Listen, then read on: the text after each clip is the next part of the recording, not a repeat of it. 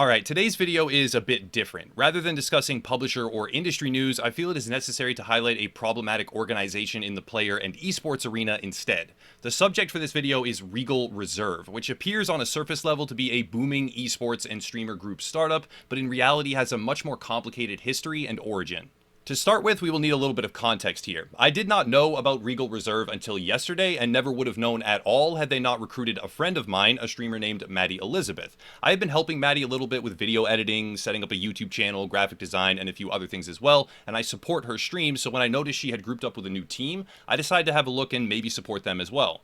Maddy and the team leader, who is the organization's CEO, Regal Andrew, were doing a 12-hour charity stream, and their retweets and promotions popped up in my timeline on Twitter. When I clicked the profile, I was presented with a very large Twitter account with some flashy videos, and one in particular caught my eye. The video was titled, "The Regal Mansion is Finally Here." It was very short, and when watching it, there were two individuals, clearly new to being on camera, they looked rather uncomfortable, discussing how they had gotten a mansion, and the specific verbiage here is very important. They showed a few images, one with the Regal branding actually present in the driveway, the others depicting a waterfall pool, a great view, and in general just nice mansion-like photos. The younger of the two, Regal Andrew, also stated that this was going to be a streamer house / content house, and then went on to say that there may or may not be a recruitment competition soon for someone to get to move into that house with the Regal team. He repeatedly layers in nebulous mights and could be, may or may not as well, that kind of thing, which seemed like just typical nervous rambling, but I'll circle back to it later on. The video then ends, and that was that. This is when I noticed something else that was extremely strange. Most of the account's tweets were receiving engagement in the range of a couple hundred at most, but more likely under 100. This immediately gave me pause because my own Twitter account, which is about 1/15th the size of theirs, receives far higher metrics on a very consistent basis, which means that the active follower percentage for this Twitter account was extremely low compared to its overall followers.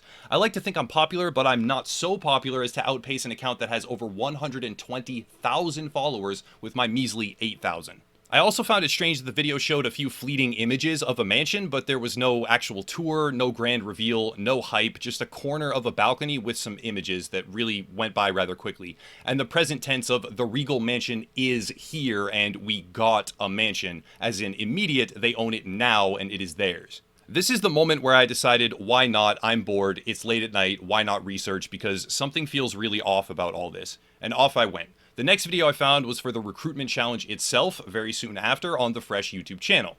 The video announces the official Regal Recruitment Challenge and spends most of the time discussing how a winner will be selected and allowed to move into the official Regal Mansion rent-free. The outlines for the challenge are mostly boilerplate marketing jargon, I guess, but the key point was having all participants tag their content with hashtag RegalRC, which is an uncharacteristic thing for these types of challenges to do and seemed pointedly designed to increase their brand exposure, but I guess that's fine. So I went to Twitter and found a decent amount of usage for the hashtag. Some of the posts clearly contained, as a video editor myself, it was fairly obvious, a large amount of work, and this was undoubtedly motivated by the desire to live rent-free in a mansion, because who wouldn't want that? Here is where the downward spiral truly begins. I offhandedly wondered, LOL, what if it's fake? And the Twitter followers and engagement ratios are so far outside the realm of statistical probability right now, they point to a high likelihood of fraudulent or bot-produced metrics. Not to mention the fact that the channel has tweeted maybe a dozen times in a couple of months, with the rest only being retweets, except for one, which is from 2017. Social Blade analytics do not go very far back at all, and the months that we do have show mass deletion of thousands upon thousands of tweets, so reasonable doubt could be instilled that this is a once great esports team or company undergoing a rebrand, but that is about to be called into serious question. I screenshotted a few of the images that they displayed in their "We Got a Regal Mansion" video and put them through a reverse image query on Google. I was immediately given a house for rent page from Zillow, which contained all of the photos they had used. The mansion they are advertising is still for rent, and at the time of my research, 1 full week after they claim to have gotten it in the present tense, and while an open recruitment challenge for someone to move in rent-free is actively running, this house is still on the market. This gave me concrete proof that I had to dig deeper, so down and down I went. I shifted over to their team roster and discovered that most of their listed creators returned dead social media accounts, and not dead as in inactive, dead as in they either did not exist or had been suspended or deleted. Next, I checked out what their primary assets were, and by assets I mean teams, partnered streamers, etc., and found that their self-professed main focus was Gears 4, and that the site has been inactive since mid-2018 because MLG Anaheim is alluded to in the future tense. I went to work digging up references to Regal Reserve in the esports scene. There were 4 results, that's all I could find, and here's where it gets convoluted and ridiculous. The first team was Regal Reserve 0520, founded by a user named Dragons, and clearly not really connected to my pursuit. The second was a Spanish team named Regal Reserve, which didn't exactly align with the location of California shown on their Twitter page, but there might be an explanation for that. At the time I was not sure, but the branding was different and it seemed disconnected. However, on that page, a player named Dysix is named, so keep that in mind. The next team I found, number 3 out of 4, was Regal Reserve, utilizing the proper branding that their CEO Andrew is wearing in the videos, and I thought, bingo, found them. Maybe it's legit. But no, this is also an EU team, and the founder is yet again the player from before, Dysix. Now, Regal Andrew, the self-professed CEO of Regal Reserve, has himself listed as founder on his own private Twitter, so this creates a conflict. Andrew's partner in the original Mansion video was named Regal Seeker 1, I believe, if I heard correctly, so who is Dysix? When you click the official team website, it returns a Twitter account, Regal Reserve LLC, that has been suspended by Twitter for violating their rules. This brings us to the last Regal team, and this one yet again shows the same branding that is worn in the videos. Appears to be a connected team, but when you navigate to some of their social material, this team is yet again tied to the suspended Regal Reserve LLC account. Not only that, but the team is officially marked as disbanded, so it cannot be a source of growth, revenue, or publicity for this new version of Regal Reserve, and is not an explanation for social metrics as far as I can tell. This brought me to corporate filings. I started in Arizona, where the house that they do not actually own is located, and came up blank. Moving on to California, where the Twitter page is marked, I did find what appears to be the corporate filings for the Regal Reserve LLC, and honestly, I breathed a massive sigh of relief at this point, because everything had been coming up red constantly, and it was good to see something legitimate. Now, though, I had to explore the charity stream. Regal Reserve popped up out of nowhere, and immediately after their snap into existence, a 12-hour charity stream was going, but something was curious about that format. Twitch has a myriad of extensions to facilitate proper charity events, where donations go directly to the platform in question, but my friend Maddy was not using one. I'll keep the vast majority of our conversation private, though she did say that I could use what I needed. Thank you to her for that. But the gist of it is that I was very excited to support this charity, but with the donations going through her directly, there would be no charitable givings tax information, which is a bit of a problem for my own company.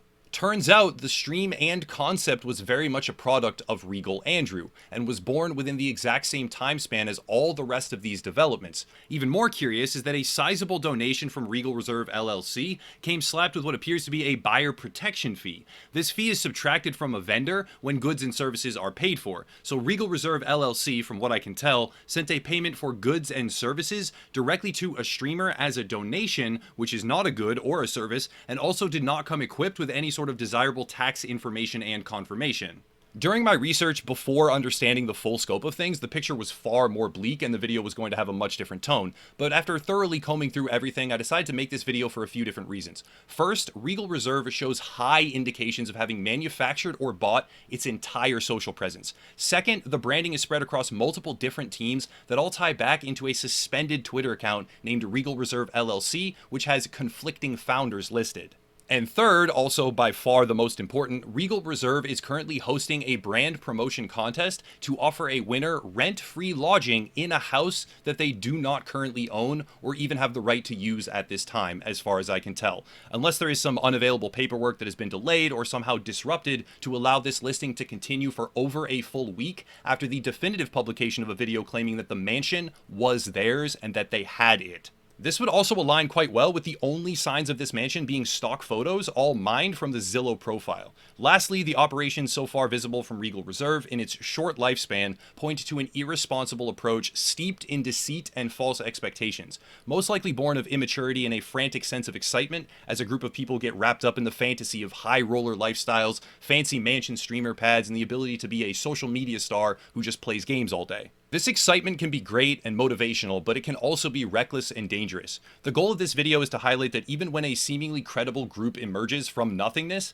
with tens, even hundreds of thousands of followers, and a projection of wealth and a too good to be true opportunity, it usually is too good to be true. And we should all, especially content creators for that matter, wishing to make a full-time life out of the video game space, be diligent and watchful when we enter into partnerships or agreements. That's it though. The desire is not to smear this kid, and I do mean that, and not in a pejorative way either. Some are going to think that I do. He is a kid, young and excited. And the goal is not to smear him or his efforts, but to underline that starting from the bottom up and building a foundation of false promises, sketchy marketing techniques using stock photos from things you don't own, and a disingenuous position of significance is a bad idea and will not likely lead to the dreamy lifestyle that it might first project.